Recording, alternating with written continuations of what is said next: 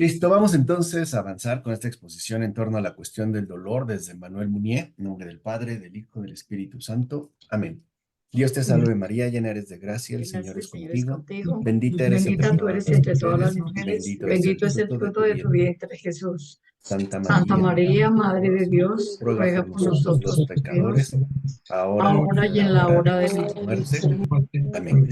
Gloria al Padre, gloria al Hijo y gloria al Espíritu Santo, Como como era era en en un un principio, principio, es ahora y ahora y siempre, siempre, por por los los siglos siglos de de los los siglos. siglos. Amén. Amén. Ave María Purísima, Sin sin pecado pecado concebida. concebida. En nombre del Padre, del Hijo En y del nombre del Padre Espíritu y del Hijo y del Santo. Espíritu Santo. Amén. Amén. Bien, Emmanuel Mounier también nos comenta que hay dos tipos de profundidades, ¿no? Las profundidades de superficie y las profundidades en el interior, y que son ciertamente distintas. Porque cuando hablamos de las profundidades de superficie, pues básicamente estamos hablando de la complejidad que a veces tienen los acontecimientos, los sucesos o los eventos que se van presentando en nuestra vida diaria, ¿no? En el día a día. Y son efectivamente, pues, realidades que no están exentas de una profundidad, ¿no? Hoy diríamos nosotros de un sentido. Pero también es cierto que interiormente hay una profundidad. O sea, también hay profundidad de interior. O sea, no solamente está la profundidad del exterior, también está la profundidad del interior. Y tienen de entrada, pues, una dinámica diferente, ¿no? Porque las profundidades del exterior, uno puede intentar comprenderlas, por ejemplo, cuando nos planteamos preguntas en torno a algo sucedido, ¿no? Por ejemplo, ¿por qué pasó esto? ¿Por qué ocurrió aquello? ¿O por qué las cosas se están dando de esta manera, ¿no? Esas apelan a la profundidad de superficie. Y muchas veces pues, no vamos a tener la claridad esperada o, digamos, una respuesta definitiva. Más o menos podremos alcanzar un cierto panorama que nos deje relativamente satisfechos. En cambio, con las profundidades de interior, debemos primero darnos cuenta que la dinámica es diferente. Es decir, en las profundidades de interior, no me estoy enfrentando a algo que no me vincula directamente, sino que estoy, digamos, abordando mi propia interioridad. Y esa interioridad siempre es, por decirlo así, algo enredado. ¿No? O sea, debemos pues reconocer que no somos ni nunca hemos sido seres simples. Somos seres demasiado complejos y demasiado intrincados. En el alma de cada uno hay nudos apretados que a veces ni siquiera detectamos y mucho menos seremos capaces de desatar, pero los hay, ¿no? O sea, digamos que nuestra alma pues no es un terreno plano, no es liso, tampoco es escarpado, ¿no? Como un terreno montañoso donde hay filos, donde hay caídas, donde a veces podemos decirlo de esta manera, ¿no? No pisamos fácilmente, ¿no? Es un suelo resbaladizo y nos podemos llegar a sentir un tanto, pues, incómodos por la profundidad de la interioridad.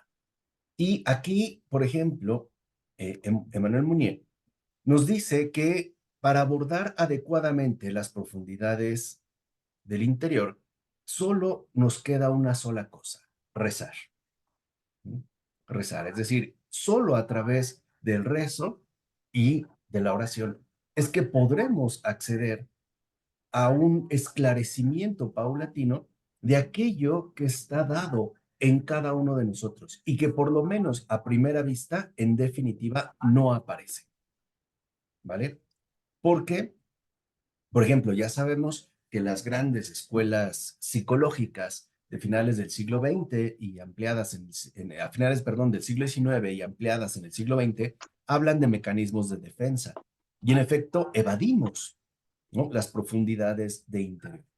Pero eso es algo que nosotros, al menos como cristianos, no nos podemos permitir. O sea, no podemos suponer o dar por hecho que interiormente estamos ya eh, como en orden. Porque vuelvo a repetir, somos seres verdaderamente complejos, tan complejos que es posible amar y odiar a una persona al mismo tiempo. ¿Sí? Humanamente sí es posible. Por ejemplo, a lo mejor una persona puede amar mucho a su papá, como papá por los momentos, pero también odiarlo quizá por el abandono involuntario que experimentó a causa de circunstancias de la vida o por el trabajo. Sí es posible que se dé algo así. Entonces, nosotros nunca debemos temer también profundizar en el interior, pero hacerlo desde la oración. O sea, no se trata de una mera introspección. O sea, no se trata de escarbar o indagar, ¿no? Por vana curiosidad o por a ver qué hay ahí. No, sino para que, ¿no? En definitiva, como dice Manuel Munier, pues las tinieblas se separen de la luz, porque en nosotros hay mezcla. ¿No? Y siempre hay, vuelvo a repetir, como enredos. ¿Y por qué también Emmanuel Mounier comenta esto de los enredos? Porque a veces los sufrimientos que experimentamos tienen que ver precisamente con un enredo no resuelto. Algo que por ahí traemos atorado. Algo que quizá no queremos confrontar. Y claro, no queremos confrontarlo porque es difícil o porque en definitiva no es no es grato o agradable, ¿no? Al final preferimos como que hacer caso omiso y seguir adelante. Pero algo que sí es un hecho es que mientras no haya un esclarecimiento y un arreglo paulatino pero profundo de nuestra interioridad, no podremos acceder a una vida debidamente ordenada. O incluso en términos más radicales, sin este trabajo de esclarecimiento interior, pues no podremos alcanzar ese estado de vida que en definitiva corresponde al cristiano. Entonces, creo que a veces los acontecimientos que suceden como que se magnifican o se acrecientan en la medida en la que nuestro interior está desordenado.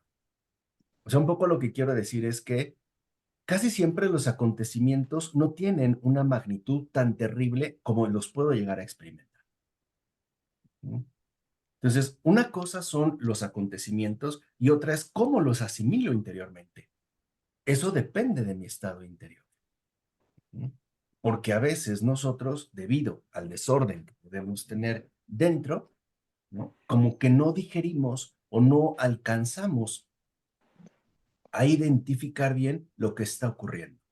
Y en último término, ¿no? Eso nos va a conflictuar con la voluntad de Dios o con aquello que queremos entender como dicha voluntad. Por ejemplo, a veces podemos atravesar una situación difícil y decimos, ¿no? Como en automático, es que esa es la voluntad de Dios, ¿no? O eso es lo que a ti te toca, o sea, un tanto como decir, pues te toca y te aguantas, ¿no? Y no, no es así, o sea, lo que nos dice ciertamente Manuel Munier es que debemos entender que hay cosas que el Señor quiere de nosotros y hay cosas que no quiere de nosotros. Ujú. Y eso también es un aspecto que no podemos olvidar. Por ejemplo, dice Manuel Munier que aceptar la voluntad de Dios no es humanizar el amor sobrenatural por el sufrimiento y la renuncia. O sea, aceptar la voluntad de Dios no es como adaptar esta voluntad a nuestros propios condicionamientos humanos. ¿Sí? Es decir, por ejemplo, humanamente, cuando nosotros tenemos un problema, como que decidimos soportar y sobrellevar. ¿Sí? O a veces, por ejemplo, si traemos un dolor, pues como que aceptamos padecerlo en la medida de nuestras fuerzas. Pero creo que si lo hemos experimentado, todos también habremos sentido que flaqueamos, que es algo que en definitiva me desborda, ¿no? O como que me cuartea, no sé si se entiende la expresión, como cuando se va cuarteando, ¿no? Por la carga pesada. Y no es así. O sea, al final, y ya lo habíamos apuntado la ocasión anterior, debemos nuevamente de cristianizar nuestros hábitos de vida, no solo exteriores, ante todo interiores. Y no es, vuelvo a repetir, humanizar el dolor, o sea, no es soportar una carga pesada, es llevar a cabo, ¿no? La sorpresiva transfiguración de todas las tristezas. Eso es cristianizar. Es transfigurar las tristezas, transfigurar las penas, transfigurar el sufrimiento. ¿Cómo se logra? Dice Manuel Munier. Primero, reconociendo que la voluntad de Dios, sea la que sea, no es algo a lo cual yo me someto. O sea, eso es como importante, creo que es un matiz importante. No es algo a lo que yo me someto, ¿no? Es algo que yo recibo porque, en definitiva, la voluntad de Dios siempre va a tener una gran dosis de beneficio para mí. Es decir, la voluntad de Dios nunca nos va a hacer mal. Jamás. Nunca. Sea lo que sea. Entonces, si yo tengo un dolor o un sufrimiento, lo primero, a ver, que debemos preguntarnos es muy claro. ¿Qué quiere el Señor de mí? ¿Que lleve este sufrimiento con amargura o que transfigure este sufrimiento en tanto cristiano?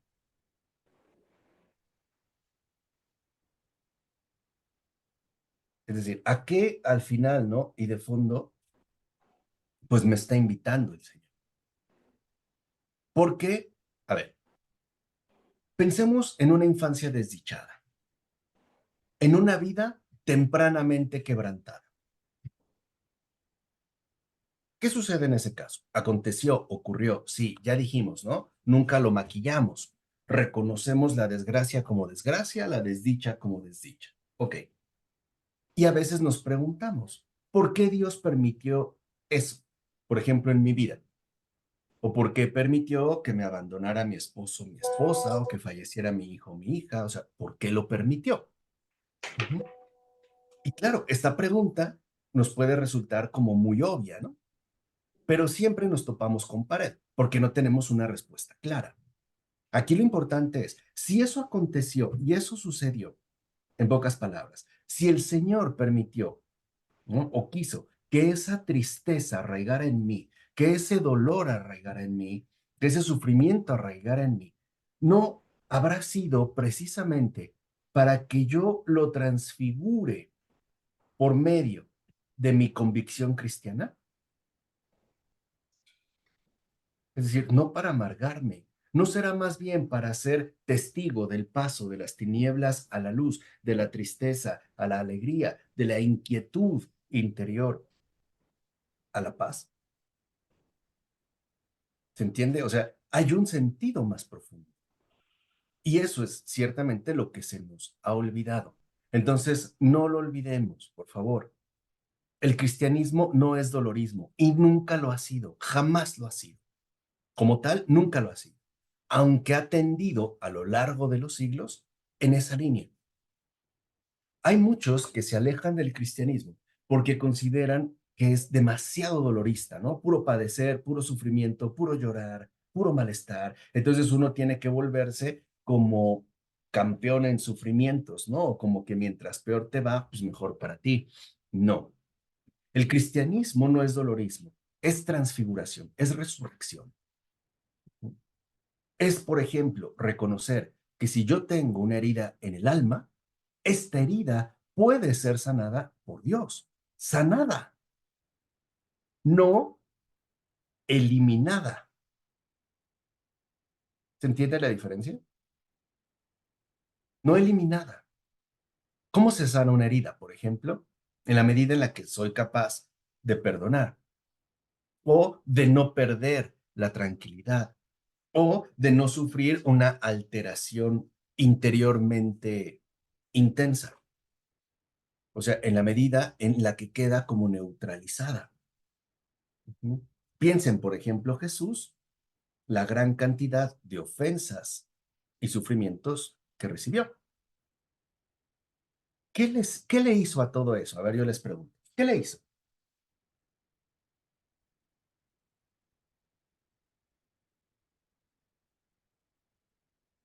O sea, a toda la tristeza, a todo el dolor, a todo el sufrimiento, ¿qué le hizo Jesús?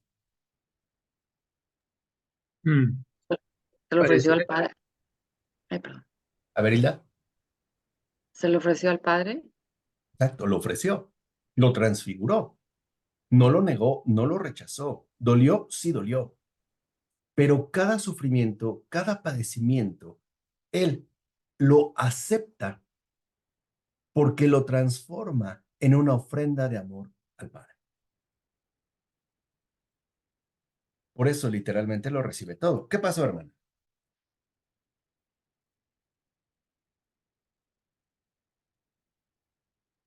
No, tu audio, no te escuchamos.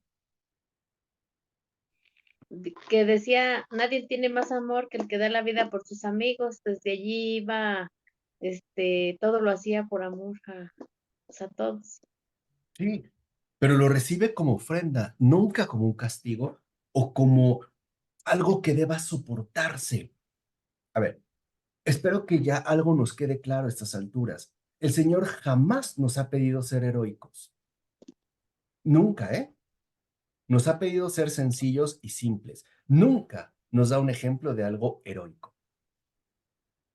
Nos ha pedido simpleza, sencillez. Ujú. Y no evadir las cosas tal y como se presentan. Por ejemplo, si alguien te causó un daño o provocó en ti un dolor, primero que no busques maquillar ese suceso. O sea, no justifiques las cosas. Si alguien te hirió, te hirió. No le des vuelta. Alguien te lastimó. Primero, ¿no? Reconoce este hecho como es. Ese es el primer punto, ¿no? Es decir, a la luz de la verdad. Segundo, recíbelo con todo el peso que lleva, es decir, no lo quieras aminorar. ¿Sí? Te duele, te duele. No seas como estos niños o niñas que se caen de la bicicleta, se raspan la rodilla, pregúntenle a mis hijas, todas marcadas las piernas, ¿no? Y lo primero que le pregunto es, ¿te dolió? No, papá, están pálidas, ¿no? Y luego ya se ponen a llorar. No, eso no es cristiano, o sea, lo cristiano es te dolió mucho, me duele mucho. Y segundo lugar, esto que yo recibo, lo ofrezco a Dios mismo, no es para mí. Es decir, aprendamos, y eso es muy difícil humanamente, a no apegarnos al dolor y al sufrimiento, porque no es para nosotros. Lo padecido es ofrecido. Todo, todo. El problema con el sufrimiento es que es tan intenso que nos adherimos a él fuertemente. Por ejemplo, a ver, en un caso muy cotidiano, ¿no es verdad que es muy difícil olvidar un suceso doloroso en la propia vida? ¿Por qué nos acordamos tanto de los sufrimientos padecidos y no, por ejemplo, de las alegrías experimentadas, aunque sean ordinarias? ¿Por qué?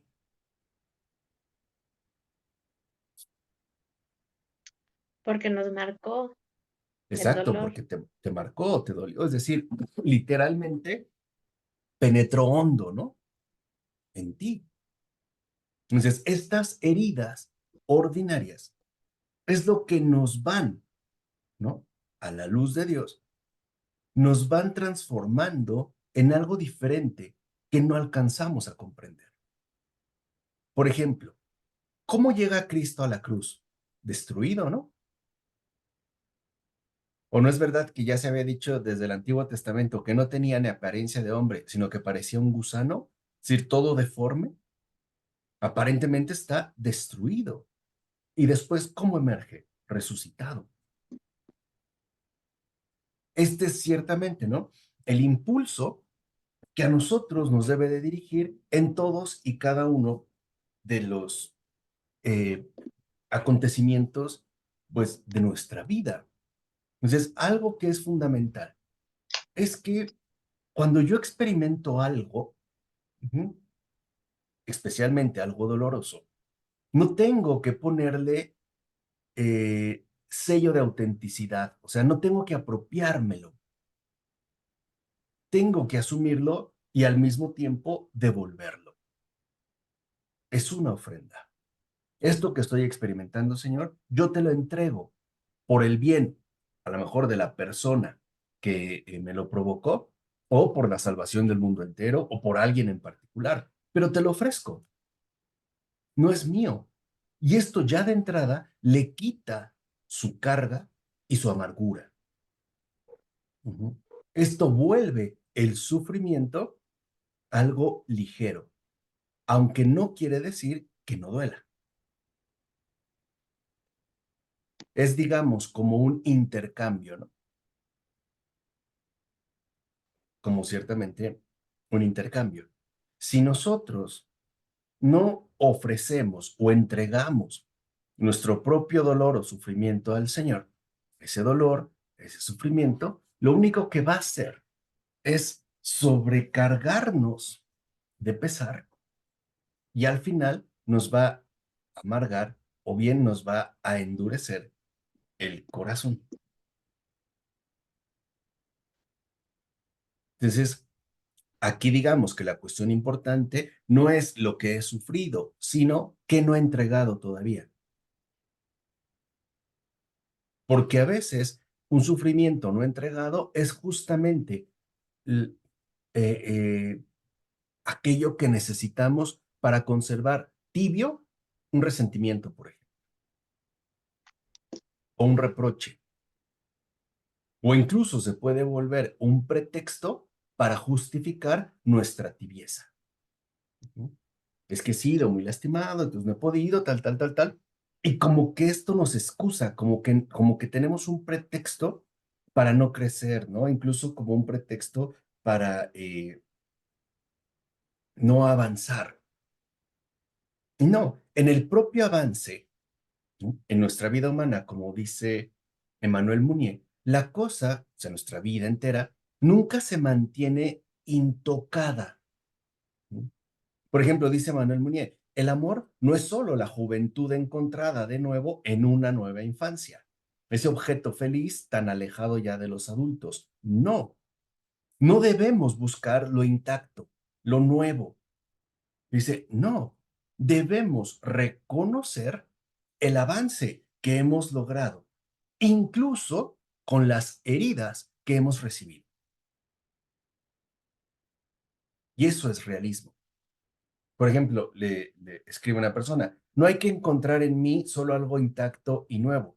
Ya te he contado algunas de las heridas que he recibido y además, ¿no? Esa herida ininterrumpida del cristiano en el mundo, la herida de la soledad. Sentirse solo no es un privilegio exclusivo.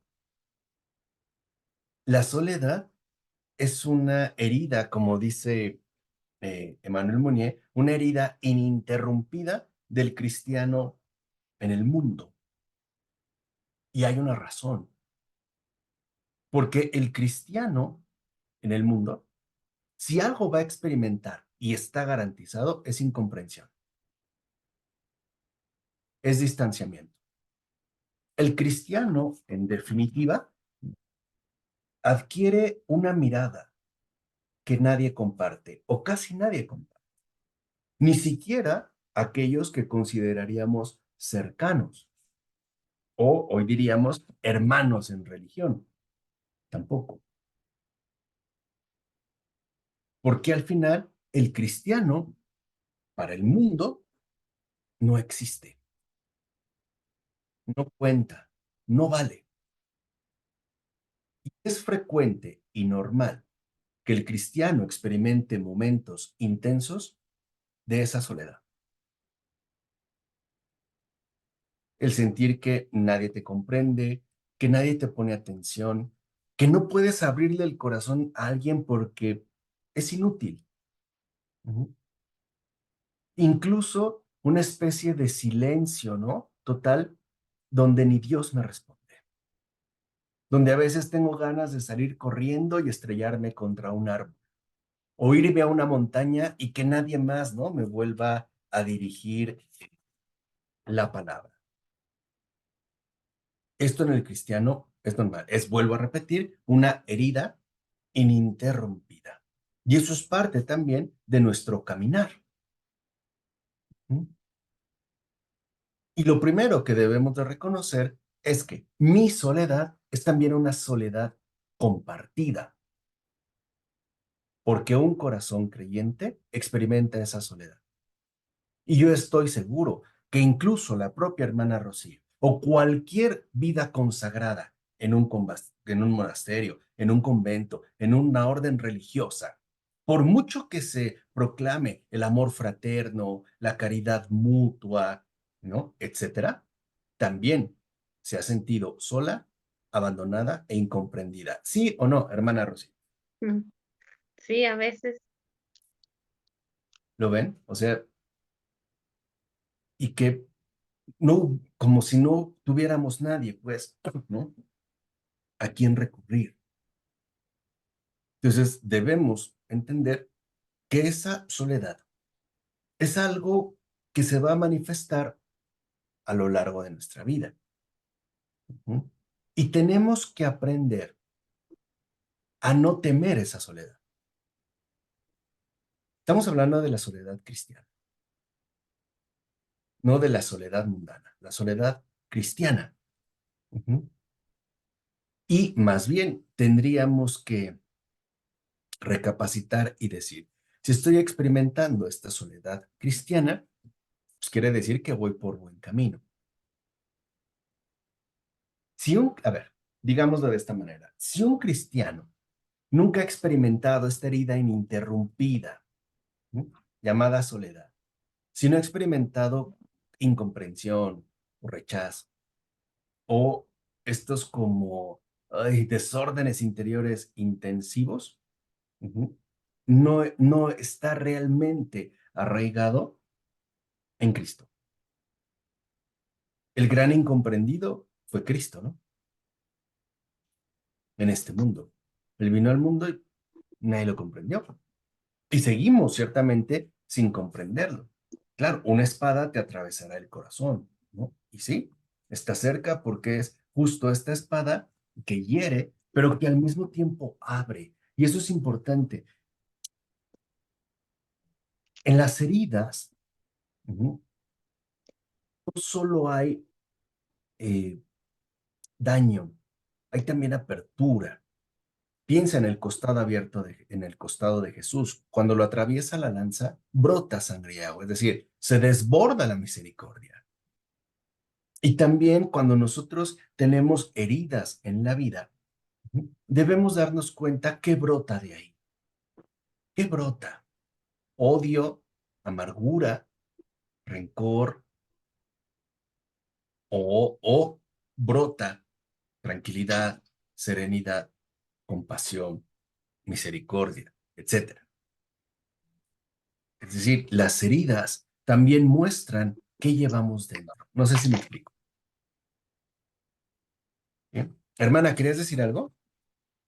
Sí, respecto a la soledad, sí, a lo mejor muchos no entienden esta palabra, pero para mí es muy familiar porque aquí a nosotros se nos habla mucho de vivir en soledad, para entrar al silencio, soledad y silencio para entrar a la oración. Es ya más comprensible en nosotras, pero a lo mejor Ujú, para en el mundo, pues van a decir que para qué estar solo o así, pero yo sí lo entiendo, pero a lo mejor es más difícil para las personas, cuando les dicen soledad, se oye como estar solo, abandonado, y acá ya cristianamente, acá nosotras, la soledad es importante para poder vivir una vida de oración. ujú, ¿no? O sea, y también reconocer que soledad no es aislamiento. Fíjense lo que dice al respecto en Manuel Munier. Tendremos días, y los habrá, en los que saltaremos y podremos sonreír con toda la frescura no forzada, ¿no? De nuestra juventud. También va a haber días más velados en los que incluso nos sentiremos como lejos, muy lejos, no solo de la vida, sino también quizá de las propias ganas de vivir. Y no es momento de jugar a ser niños. El amor humano enseña muchas cosas, en particular sobre los caminos del amor de Dios. Y ahí está la clave. Es la soledad cristiana también forma parte de los caminos del amor de Dios. No solo es una vía. Cuando una persona experimenta esa soledad cristiana, significa que su vida interior, su comunión con Cristo, se está profundizando. ¿Por qué? Porque también humanamente tendemos a recortar las dimensiones del amor. Por ejemplo, pensamos que el amor solo tiene que ser de una manera o tiene que vivirse de una forma. Y no es así, ¿no? Cuando alguien te dice que la vida no es solo color de rosa, es la idea que quiere transmitir, ¿no? O sea, no todo siempre va a ser bonito. Y es lo que les dije, en el caso, por ejemplo, de nuestra vida creyente, lo primero que debemos de reconocer es que no siempre vamos a estar como ligeros y frescos, ¿no? Habrá momentos en los que nos sintamos abatidos. Incluso puede ser que experimentemos un quebranto interior profundo. Pero no debemos olvidar que esto no es raro, sino que también forma parte de esos caminos que el Señor nos va descubriendo poco a poco. Porque ¿qué es al final lo que quiere de nosotros? Una caridad, ¿no? Que no se desvanece.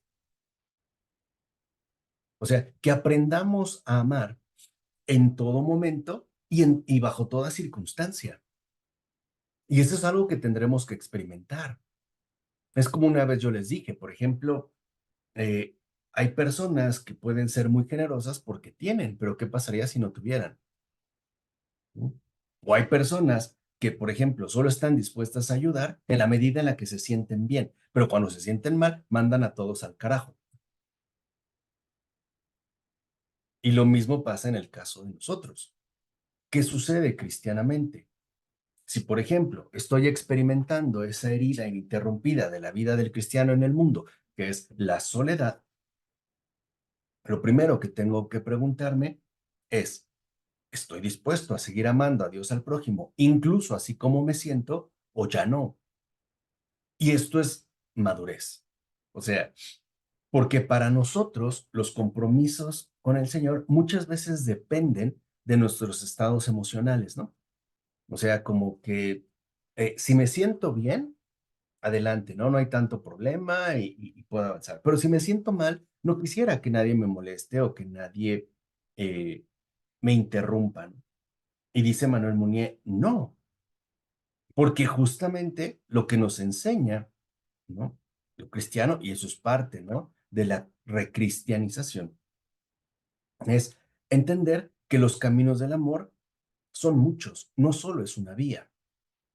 Por ejemplo, en el matrimonio, por eso te dice, ¿no? En la salud y en la enfermedad, ¿no? En la riqueza y en la pobreza. O sea, te están diciendo, el amor no se va a limitar a un aspecto. Nada de que se quieren porque les va bien, o nada de que se quiere porque están muy sanos, o porque son jóvenes, o porque tienen todo el vigor. Y aquí es donde empiezan nuestras dificultades. Por ejemplo, qué difícil es amar cuando las deficiencias sobresalen. Ahí sí ya no está tan cómodo. ¿No? Qué difícil es amar cuando en definitiva no nos sentimos bien. Entonces dice Manuel Munier, no podemos dejar de lado que nuestra vida cristiana está basada en la esperanza que no se reduce a las esperanzas múltiples que este mundo ofrece. Es decir, nuestra esperanza consiste en saber que vamos avanzando independientemente de lo que vaya ocurriendo, ¿no? Dice Mounier, humanamente todo se hunde, humanamente todo se quiebra. Las inocencias, ¿no? Las purezas, Las ligerezas ya no se descubren y las amarguras no se disuelven, pero con la esperanza, con la verdadera esperanza que nos da Cristo, todo puede y debe ser rehecho. Todo. Dice, hasta lo último. Dice, aquí es cuando se nos olvida que en muchas ocasiones también atravesaremos intensamente la realidad de la purificación cristiana. Porque al final, dice Manuel Munier, todo en nosotros debe ser alcanzado y tocado por la gracia, incluso mis oscuridades más remotas. Todo. Entonces, ¿qué es lo que vamos viendo, no? Que la obra del Señor va penetrando en nuestra vida y va, ¿no? Como llegando a repliegues en los que a lo mejor nosotros ni siquiera nos habíamos detenido, ¿no? Y nos va descubriendo zonas que tienen que ser rehechas. Por eso el Señor lo dijo, ¿no? Aquí que vengo y hago todas las cosas nuevas. Pero no significa que se van como a omitir. Otra vez, se van a transfigurar. Entonces, hay a lo mejor aspectos en mi corazón que no me gusta que sean tocados, ni siquiera por Dios. Es decir, a veces no queremos que la presencia del Señor me atraviese por completo y solemos poner pues ciertas limitaciones, ¿no? Pero también al mismo tiempo debemos reconocer que lo único que provocamos con esas negativas es permanecer, ¿no? Incurados de aquello de lo que el Señor mismo me quiere liberar. Es decir, aquí creo que uno de los aspectos importantes es que nos demos cuenta que somos seres complejos, con un alma extremadamente compleja, que en definitiva solo Dios conoce. Y que Él quiere que no tengamos miedo de dejarle intervenir en nuestro propio corazón, hasta llegar a esos últimos repliegues que no estamos dispuestos a que se pongan al descubierto. Y aquí también tenemos que aceptar la radicalidad del amor de Dios. Dios me ama enteramente y no es un amor abstracto, entendámoslo. Es decir, Dios ama a cada uno de nosotros como es, con lo mejor y lo peor. Lo voy a poner de esta manera grotesca y lo hago a propósito para que el amor de Dios nos escandalice. Dios ama desde nuestros ojos de color bonito hasta los excrementos que traemos en el intestino, todos, todos. El Señor lo ve todo. No solo piensa en nuestra cara bonita, ay, tu linda sonrisa, ¿no? Tu cabello sedoso. No, no, no, no. Con todo, ¿eh? Todo, enteramente. Entonces, no debemos temer, ¿no? A que Dios nos ame. Eso es quizá lo que más trabajo nos cuesta, porque el efecto, a mi entender, más profundo del pecado es desconfiar del amor, es resistirse, ¿no? A ser amado por Dios, es decir, por tu propio creador.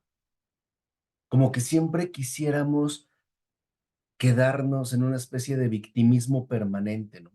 Siempre quisiéramos llevar un dolor atravesado, una especie de culpa imborrable, ¿no? Y el Señor no quiere nada de eso, nada, ¿no? Estamos hablando, vuelvo a repetir, de las profundidades del interior. ¿Ven cómo son distintas a las profundidades del exterior? Tienen otra dinámica.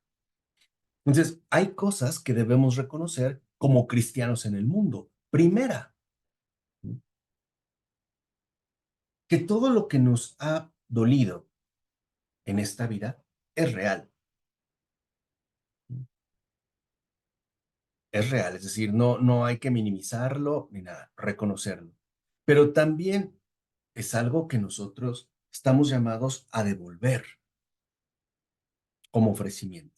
Esto nos permite entender eh, anécdotas que pueden ser sorpresivas, como las de un padre Pío, por ejemplo, ¿no? San Pío de Pietrelcina, donde el Señor le daba muchísimos sufrimientos y él decía, más, Señor, más. Y uno pregunta, pues este masoquista, ¿qué, no? ¿A quién le gusta eso? No, no estaba pidiendo dolor, estaba pidiendo ofrendas para devolver. Ujú. Ofrendas. Entonces sí, el sufrimiento se vuelve ligero. Vuelvo a repetir, ¿no? En este caso, pues se transfigura.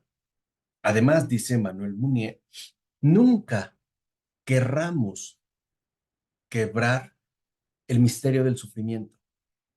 ¿Sí? Porque, como dice Manuel Munier y lo dice claramente, ni nunca, ni siquiera todas las explicaciones dadas, ¿no?, en relación al sufrimiento le van a quitar su gran carácter de escándalo. Es decir, el sufrimiento de fondo tiene algo de humanamente inexplicable, humanamente escandaloso. O, por ejemplo, ¿no nos deja perplejos el sufrimiento de un niño pequeño? Y por más que queramos dar explicaciones aquí y allá, no podemos. Por eso también el sufrimiento es un misterio, o sea, misterio en el sentido de que tiene un sentido profundo que no logramos captar de fondo. Incluso fíjense lo que dice Manuel Munier. He conocido vidas como la de Jean Lefranc, siempre en fracaso, siempre en fracaso. Vidas de este tipo es un secreto espantoso de la providencia. La psicología interior de la providencia no hay que intentar entenderla, es decir, no busquemos psicoanalizar a Dios, no intentemos encontrar una explicación. Dice, en todo caso, reconozcamos que estas vidas que van de fracaso en fracaso, vidas truncadas, que al parecer nunca alcanzan, ¿no?, lo que se proponen o no se sienten realizados, son también incógnitas que nos invitan a profundizar en el misterio de Dios. O sea, como cuando hablamos, ¿no?, de cómo hablar de Dios, no se nos olvide que de fondo y en definitiva, Dios es incomprensible. No lo querramos domesticar, no lo querramos hacer endulzar o hacer una teoría digerible. No le quitemos el escándalo a lo escandaloso. Incluso dice, hay quienes son conducidos por Dios por los caminos de la riqueza. Otros, como Jean Lefranc, por los caminos del fracaso perpetuo. Hay personas que parecen abundar, ¿no?, en riqueza, incluso sin grandes esfuerzos. Y hay otras personas que parece que no, que nada más, como dice, ¿no? No se les da una, ¿no? No dan una. Fracasan por aquí, fracasan por allá, como que no avanzan. Y dice, ¿qué debemos hacer? ¿Buscar una explicación? No. Estos casos son una llamada clara a no buscar otra cosa más que amar, es decir, amar a Dios en lo que hace y amar fuertemente también a todos los que Él quebranta por amor. Eso es lo cristiano. Estamos llamados primero a reconocer el misterio sin diluirlo y amar a Dios en lo que hace. ¿O no decimos, por ejemplo, que Dios es perfecto?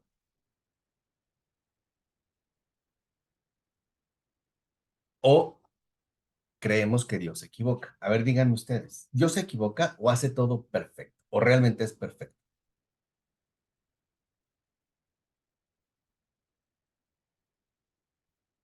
Como que no sabríamos dónde colocarnos, ¿no? Tenemos miedo de aparecer medio herejes, ¿no? Pero a veces tenemos la impresión de que, pues como que se equivoca un poquito, ¿no? Como que nos da miedo, así como decir, bueno, sí es perfecto, pero no sé, tengo mis dudas. Y ahí es donde entra, ciertamente, ¿no? La luz de la fe. Dios es perfecto. Y porque es perfecto, lo amo. Pero no lo amo abstractamente. Lo amo incluso en lo que hace. Porque también reconozcamos que hay muchas vidas humanas que en la espantosa hondura de la providencia son llevadas en la vía de la desdicha. Y no entendemos por qué. Y dice Mounier, amémosla en la desdicha. O sea, amemos a los desdichados en esa desdicha, sin quererles plantear alternativas hipotéticas que no se realizan. Es decir, lo que Emmanuel Mounier, me parece, quiere que comprendamos es muy puntual. O sea, el hecho de que Dios es tan grande, exacto, falsas esperanzas, exacto, Edgar, exacto. Nunca falsedades, sino entender que también forman parte de ese misterio tremendo que llamamos Dios y que es el misterio tremendo del amor mismo. A veces uno se pregunta por qué una persona en plena juventud, vigor, con tanto por delante, murió, se enfermó. Y como que siempre nos queda, ¿no? Esa tendencia a suponer que algo no se llevó a cabo, como si hubiese quedado algo pendiente, como si algo faltara. O a veces llegamos a pensar que las cosas tendrían que ser ciertamente distintas. Y claro, esto humanamente es comprensible. No nos vamos a quedar limitados a una aceptación muda, ¿no? O a una resignación amarga. No, evidentemente protestamos, pero como cristianos sabemos que en definitiva, ¿no? Lo que cuenta no es mi protesta, sino este reconocimiento de que Dios está involucrado. Y qué duro incluso nos parece a nosotros decir que a lo mejor una vida, ¿no? Como dice Emmanuel Mounier, en fracaso perpetuo, es así porque Dios quiere. Nos espanta, ¿no? Exacto, Hilda, ¿no? Humildad, caridad. Es como una especie de balanza, ¿no? Pero decir con toda certeza que Dios quiere, como que siempre queremos tener una escapatoria, ¿no? Como que siempre quisiéramos encontrar eh, otro relato, otra presentación. Pero como dice Munier, ¿no? Estamos llamados a amar a Dios en todo, es decir, en todo lo que hace. Porque al final también que no se nos olvide, lo que sucede en este mundo no es ni lo único ni lo definitivo. Lo que cuenta es el más allá. Eso es realmente lo que importa. Cuando yo me quedo en el plano meramente mundano, pues sí, pero si yo reconozco que hay un más allá y al final, ¿no? Una vida eterna a la cual Dios me invita, pues entonces la perspectiva cambia. También en este caso, ¿no? Las convicciones se transforman. En pocas palabras, debemos entender algo. ¿Qué pesa más en cada uno de nosotros? ¿La eternidad o la mera temporalidad? ¿Qué es, en definitiva, lo que tiene más peso? No porque una vida haya sido más larga, significa que tenga eh, más peso en la eternidad, por ejemplo. Yo recuerdo un comentario que hace San Juan Crisóstomo cuando comenta el Evangelio de Mateo, particularmente cuando el rey Herodes manda a asesinar a los niños menores, ¿no? De 2 años en Belén. Y San Juan Crisóstomo dice, claro, nos parece escandaloso y es una brutalidad. Y primero decimos, ¿por qué Dios lo permitió? Dice, pero ¿por qué no hablamos de las cosas como son? Es decir, ¿por qué no primero señalamos la inhumanidad y la maldad de un Herodes? ¿Por qué luego a Dios? ¿Por qué no vemos también el que está involucrado en este caso, ¿no? La insensatez de un Herodes. Y lo más importante de todo, dice San Juan Crisóstomo, díganme ustedes, ¿qué daño se les hizo a esos niños? ¿En qué se les perjudicó? Si de inmediato pasan a la eternidad, sin cuestionamientos, digamos, un pase directo, ¿no? Y aquí creo que nosotros podemos empezar a ver cómo a veces la reducción de todo a este mundo es muy fuerte, porque extendemos la vida de estos niños aquí. Ahora, seamos sinceros, la vida en este mundo no es fácil. No van a decir que es wow, un superparque de diversiones donde uno se la pasa increíble, ¿no? La verdad es que no. O sea, es una vida complicada, es una vida difícil. Y cuando nosotros perdemos de vista la eternidad, pues entonces nuestra propia experiencia se ve perjudicada, ¿no?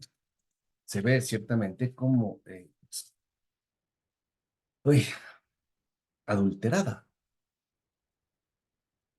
Entonces, lo primero que debemos de reconocer es que los sufrimientos o heridas que yo haya tenido en la vida, pues no son para mí, o sea, no son mi propiedad, ¿no? Es algo que he recibido, pero que estoy dispuesto a ofrendar. Ese es el ofrecimiento,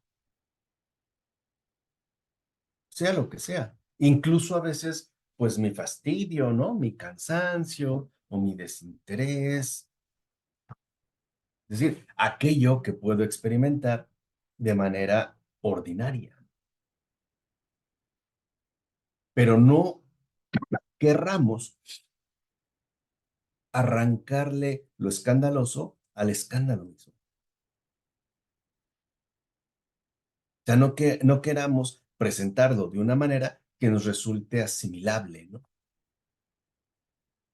Como si no queramos dorar la píldora, ¿no?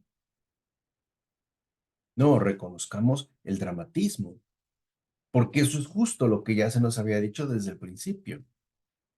Al final, Dios mismo es escándalo para unos, locura para otros. Nosotros no le quitamos ese carácter. Simplemente reconocemos que si nos resulta escandaloso, es porque Dios no es de este mundo. Si fuera de este mundo, las cosas ocurrirían de otra manera, ¿no?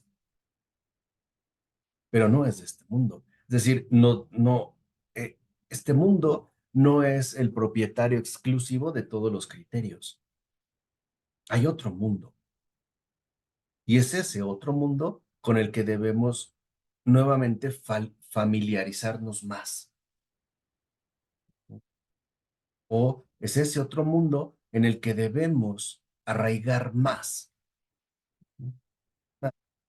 Y para eso tenemos toda la vida. Es decir, toda la vida, pues por delante, ¿no? Todo pues, el tiempo que literalmente nos quede. Entonces, no queramos como mm, darle al amor de Dios de escándalo, de locura, incluso de sorpresa, o por lo menos de perplejidad, porque al menos tenemos un consuelo. Dios aquí está de por medio. No entiendo, pero amo al que está involucrado. Él es mi garantía. Me duele, sí, pero yo confío en él. ¿De acuerdo? ¿Preguntas, dudas, comentarios, reclamos, denuncias? ¿Todo clarito como el agua, como una cachetada? ¿En serio? Marco, Ew, hay un dolor, o sea, hay una clasificación en los dolores. O sea, hay un dolor que sea mayor que otro. Hay un dolor que tenga más valor que otro. pues Lo yo, digo, no, yo creo que es, o sea, sí hay como una categorización de los dolores, pero esto se debe a la intensidad, ¿no? Con la que se presentan. Eh, por ejemplo, es muchísimo más doloroso enterrar a un hijo que enterrar a un padre o una madre, porque tenemos la idea de que los padres ya vivieron, pero pues el hijo tiene una vida por delante, etc. Y los hace más importantes la disponibilidad que tengo para recibir y regresar, ofrendar. Eso es, digamos, lo que le da su verdadera valía, ¿no? No la intensidad en cuanto tal, sino la sencillez de mi corazón, que al final no quiero nada para mí, sino para el Señor y para el bien de mi prójimo. Eso es, en todo caso, lo que pues marcaría la diferencia, ¿no? ¿No? Y vuelvo a repetir, no se trata de minimizarlo, simplemente de recibirlo y ofrendarlo. Son como ofrendas o posibilidades de ofrecimiento, ¿no? Que se nos dan, porque eso también es pobreza. Pobreza es no querer nada, todo para él, ¿no? Y eso significa todo, o sea, no solamente una parte. No sé si me explico, Edgar. sí, ahí voy porque también para tener claro por qué el dolor de Cristo en la cruz puede ser, tuvo más valor probablemente de personas que físicamente o hasta intelectualmente han sufrido más, ¿no? O emocionalmente. Claro. Eh, ¿Dónde está esa fuerza? Sí creo, Marco, que se me está destrabando un poco esa incomodidad que tenía con el Señor por ese llamado a veces. Bueno, porque al final la muerte también está para todos, ¿no? Ya sea para los 10 o 11 que fueron mártires o que fueron a la muerte, pero al final todos también vamos a morir, ¿no? Y hay un trayecto de la vida donde realmente, o sea, si uno ve a Jesús, fueron 33 años y en la época que estuvo aquí, y fue un momento muy corto en el que sufre, aunque ese sufrimiento fue muy intenso. Entonces, ¿dónde está ese valor? ¿Cuál es ese valor de ese sufrimiento de... Claro, el valor está en que, digamos, de la parte humana, en el hecho de que nosotros nos adherimos a Cristo. Él ha asumido todo el sufrimiento del mundo, o sea, de todos, lo ha concentrado, digamos, por así decirlo, ¿no? En su propia persona. Y el valor que adquiere no es el sufrimiento o el dolor en cuanto tal, sino este este dolor recibido en el amor y por amor, porque tiene una finalidad, es decir, no es algo eh, irrelevante, ¿no? Es algo que el Señor ciertamente transfigura. ¿Por qué? Porque sin Cristo el sufrimiento es enteramente negativo. En Cristo no. Tiene otro carácter o adquiere otro perfil, ¿no? Digamos, se transfigura.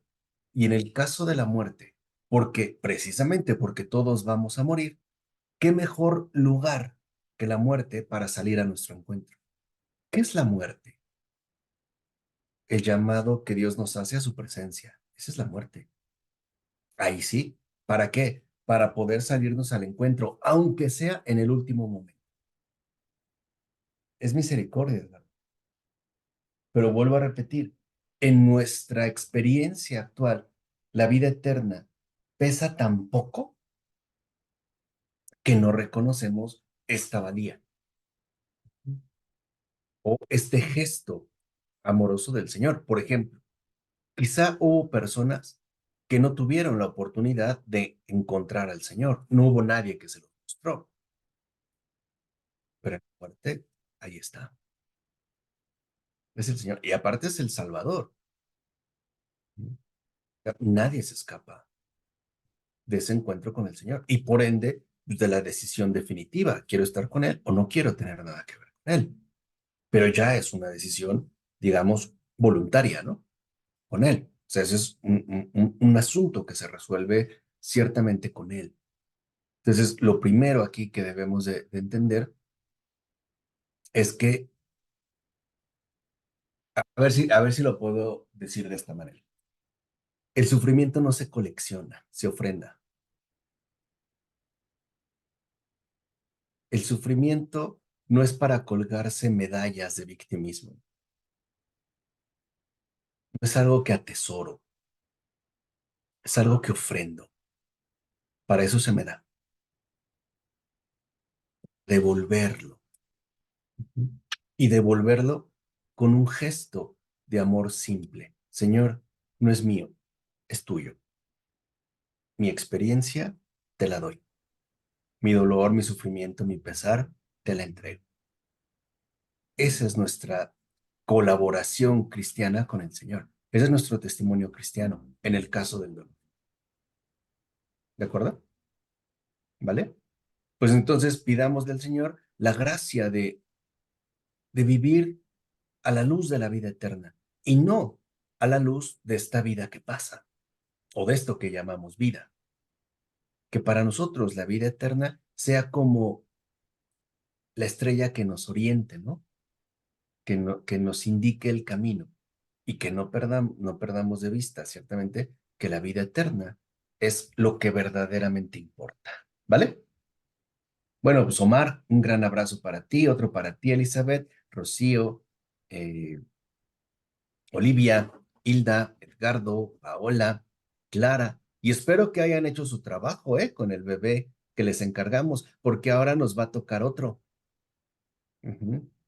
Ahora, Elizabeth, te encargo, pongo a tu cuidado a la hermana Rocío. Hermana Rocío, te encomiendo a Clara. Clara, te encomiendo a Paola. Paola, te encomiendo a Edgardo. Edgardo, te encomiendo a Hilda. Hilda, te encomiendo a Omar. Omar, me pongo en tus manos. Y yo recibo a Olivia. Y Olivia, te encomiendo a la hermana Rosy. Mm, Ahora, esta persona la vamos a traer bien acurrucada en el corazón y poniéndola como prioridad de nuestras oraciones. ¿Vale? Bueno, pues muchas un gran gracias. abrazo, que tengan un bendecido fin de semana y nos vemos la otra. Buenas noches, profesor. Muchas gracias. No, a ti que descansen y nos vemos luego. Gracias, muy Gracias. amable. Buena noche para todos. Buenas noches, Clara. Sí. Bye. Gracias.